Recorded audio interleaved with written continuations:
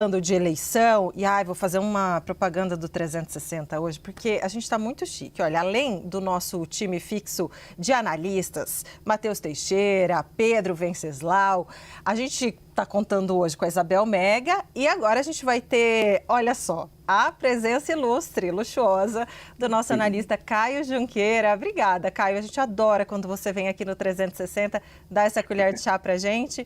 Olha só, você tem apuração de Pablo Marçal, porque ele pediu à TV Band para participar do debate de presidenciáveis marcado para domingo. Conta pra gente, Caio, o que você apurou sobre esse pedido de Pablo Marçal? Bom, vamos lá. Prazer estar aqui com vocês, Débora. O Pablo Marçal, por meio do advogado, mandou hoje um ofício, na manhã de hoje, para a TV Bandeirantes, justamente pedindo a participação dele nesse debate da Rede Bandeirantes no domingo à noite.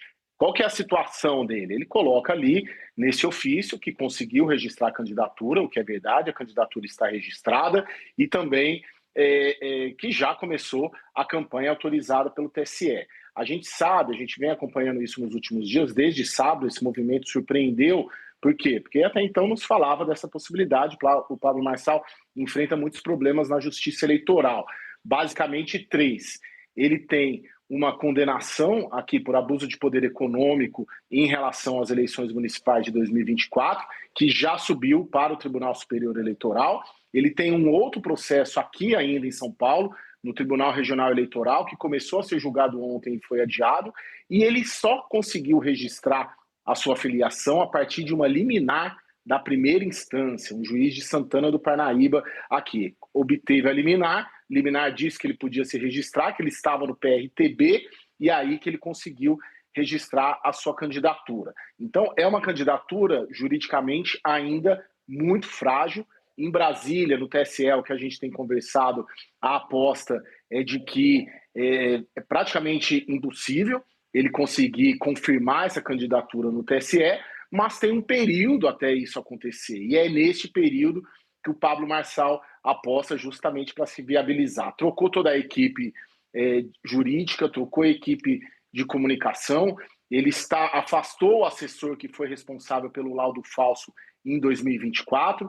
Então, de uma maneira geral, ele começa essa campanha com uma equipe nova e apostando ali, se organizando para essa guerra jurídica. E dá para fazer um estrago enquanto sobreviver. Tem muita gente achando que, pelo menos nesta semana, na semana que vem, ele deve continuar fazendo a campanha. A gente sabe que ele tem um viés ali muito antipetista, né? Então acaba sendo uma voz a mais também contra a candidatura do presidente Lula e a candidatura do Flávio Bolsonaro, a candidatura do presidente Lula, servindo até, de certa maneira, quase como uma linha de apoio ali às candidaturas de oposição ao presidente Lula. Caio Junqueira. Opa, Débora. Desculpa, era você. Desculpa, fui eu que atravessei. Só para me despedir aqui do Caio Junqueira, dizer que ele sempre é bem-vindo aqui no 360, sempre trazendo apuração importante, não só no 360, mas claro, ao longo de toda a programação da CNN. Muito obrigado, meu caro. Obrigado a vocês. Valeu. Tão importante quanto o Caio Junqueira é o Matheus Teixeira, e a rima foi de graça aqui, involuntária.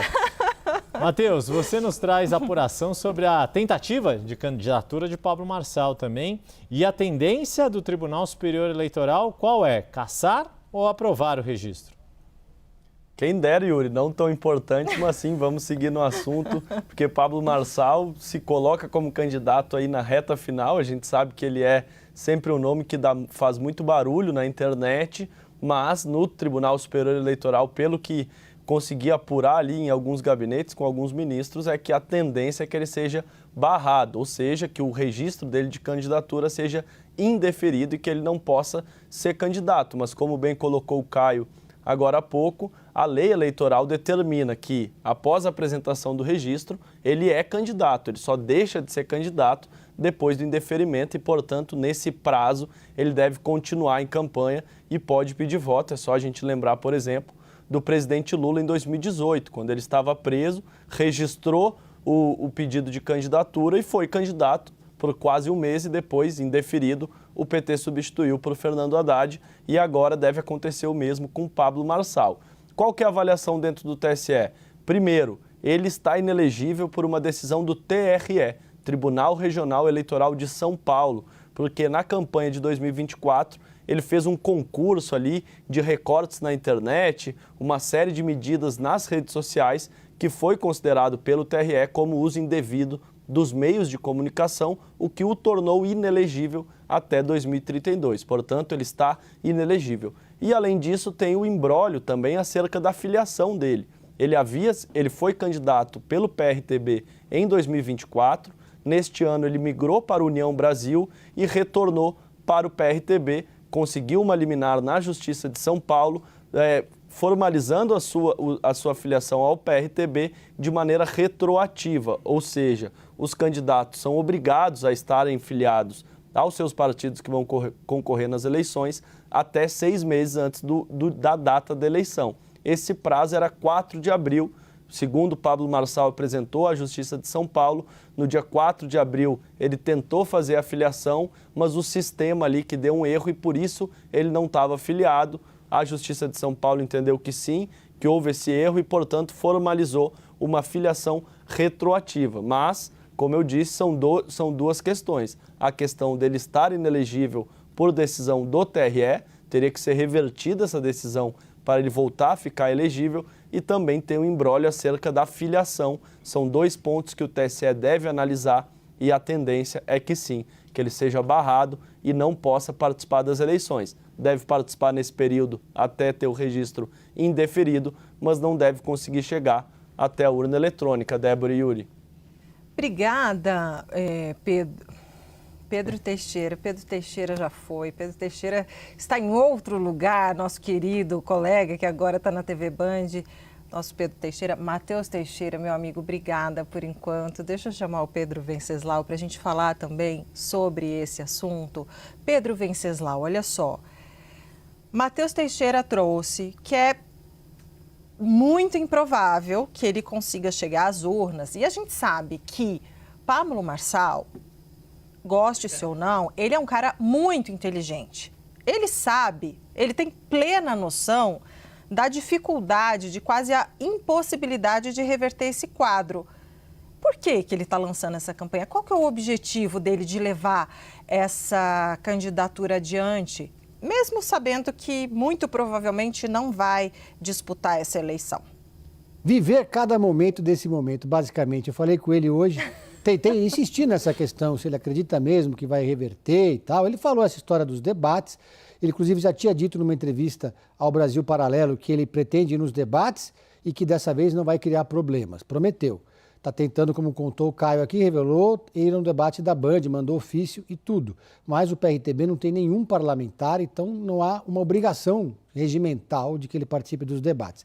Mas ele disse basicamente o seguinte: é um milagre que eu esteja aqui, vou vivendo cada dia com a bênção de Deus. Algo mais ou menos assim. E isso porque o Pablo Marçal, até recentemente, estava afiliado à União Brasil. Mais do que isso, ele estava atuando como colaborador da campanha de Flávio Bolsonaro nas redes sociais. Ele e o sócio dele, Felipe Sabará, que aliás é candidato a deputado pelo PL. Isso não mudou, ele continua sendo aliado, continua sendo amigo do Flávio Bolsonaro. Inclusive, o próprio Felipe Sabará me mandou uma mensagem dizendo: olha, estamos todos juntos contra o PT. E então, claro que nesse caso estão juntos também com o Flávio contra o PT. Então, ele sabe, claro, evidentemente, que é uma candidatura que vai ser cassada pelo Tribunal Superior Eleitoral, mas quanto mais tempo isso demorar para acontecer, melhor para ele. Porque a gente fica aqui falando dele, porque ele aparece eventualmente em algum debate, porque ele vai em sabatinas, dá entrevistas e, no final das contas, acaba sendo uma espécie de linha auxiliar do Flávio Bolsonaro, numa eleição cujo campo da direita tem candidaturas que são críticas ao senador do Rio de Janeiro. Então, a gente tem acompanhado que o Ronaldo Caiado e o Renan Santos estão escalando nas críticas ao candidato filho de Jair Bolsonaro. O Romeu Zema começou nessa linha, mas depois teve essa estratégia interditada pela ala bolsonarista do Partido Novo, mas isso não significa que ele vá se comportar diferente num eventual debate onde estejam todos presentes. Então, o fato de ser todo mundo de direita, de ser todo mundo antipetista, de ninguém gostar do Lula, não significa que estão todos na mesma página. Esse era o discurso no começo da pré-campanha. Eles usavam até o exemplo do Chile, quando vários candidatos de direita disputaram o primeiro turno, a esquerda venceu, no segundo turno todo mundo se uniu e a esquerda perdeu. Mas no caso do Chile não houve ataques entre eles, houve uma espécie de pacto de não agressão. Esse pacto de não agressão não foi feito aqui na eleição presidencial aqui no Brasil. Então, como disse o Matheus Teixeira, é questão de tempo para que essa candidatura seja cassada. O regimento do TSE prevê o seguinte: primeiro, o candidato ele pode se inscrever como candidato, porque ele conseguiu uma liminar que permitiu que ele entrasse no PRTB, que ele voltasse para o PRTB, apesar de não ter cumprido o prazo de 6 meses. Então, ele, como filiado ao PRTB, em tese pode se inscrever, e aí o TSE é convocado para analisar a inelegibilidade.